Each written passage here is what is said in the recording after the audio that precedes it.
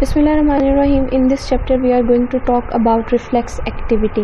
Reflex activity क्या होती है, reflex क्या होती है और reflex arc क्या होती है, and together जो भी function perform करती हैं तो उसको हम reflex activity कहते हैं.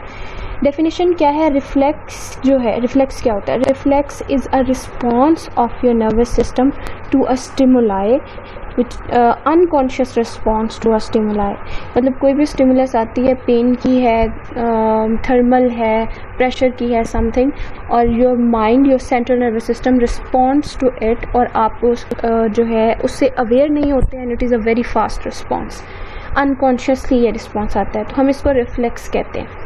So it's kind of a protective mechanism and it protects the body from irreparable damages. As I said, it is fast and it is unconscious. For example, during cooking, आप unintentionally किसी hot object को touch कर देते हैं. You are not conscious of it. Conscious हो तो आप उसको आप ऑब्वियसली हॉट ऑब्जेक्ट को टच नहीं करेंगे.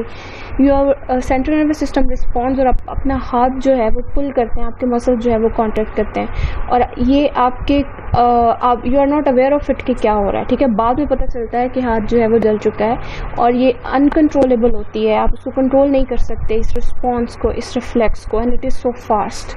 अगर आप रखना चाहें अपने हाथ का तो वहाँ पे तो obviously you can not keep it. ठीक है, तो there are some properties of it that it is with or without your conscious, and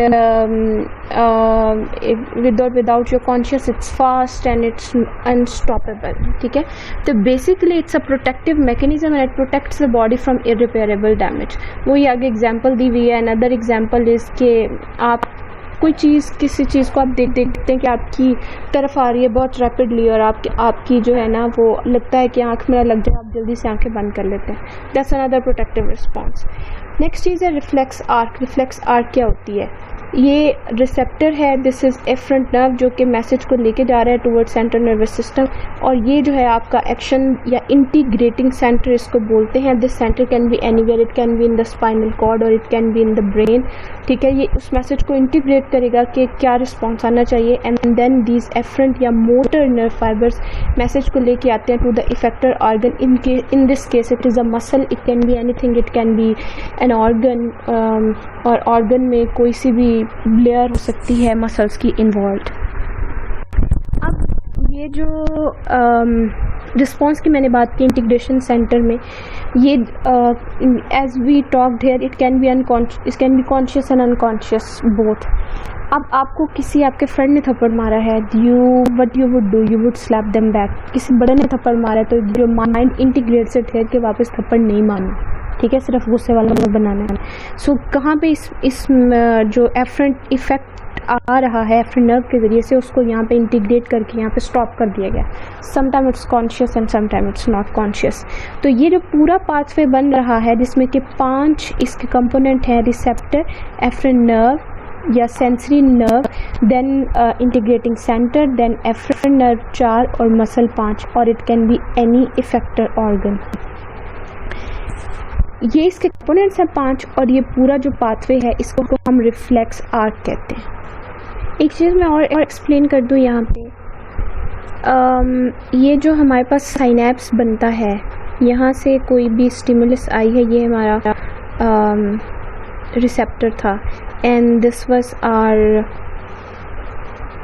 efferent nerve fibre या सेंसरी, और ये हमारा इंटीग्रेशन सेंटर था. बेसिकली ये क्या करता है, यहाँ पे हमारे पास एक साइनेप्स बनता है, and then there comes effector organ, it's a muscle और वट एवर इट इज़.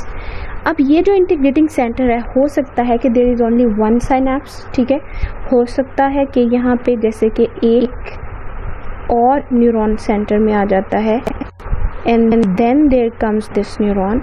ठीक है, तो ये वाला हमारे पास कौन सा है, सेंसरी, ये वाला कौन सा है, मोटर, और ये जो न्यूरॉन है इसको हम इंटर न्यूरॉन बोलते हैं. इंटर न्यूरॉन 1 हो सकते हैं, इंटर न्यूरॉन 2 हो सकते हैं, इंटर न्यूरॉन 3 हो सकते हैं, बहुत सारे हो सकते हैं. ठीक है, so this is the concept explain here कि effector afferent or efferent nerve fibres may be connected directly to the centre. In some places one or more neurons are interpose between this nerve fibres.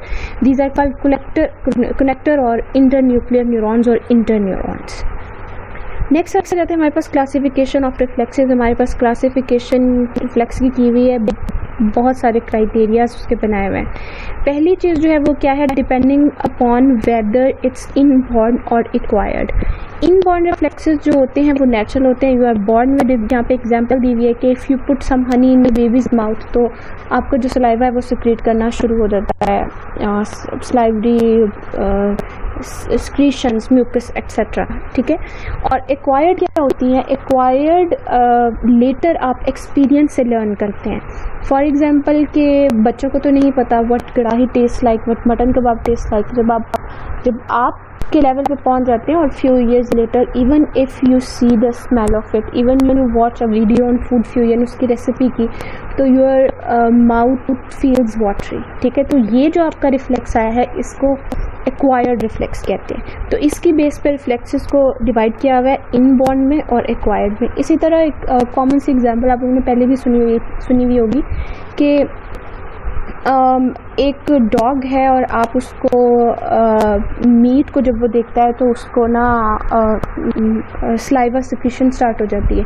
आप क्या करते हैं, उस meet के साथ घंटी भी बजाते हैं। सेकंड एक्सपेरिमेंट, घंटी बजाते हैं, उसे पता चलता है कि घंटी बजी है तो there would be meat and there come saliva in his mouth.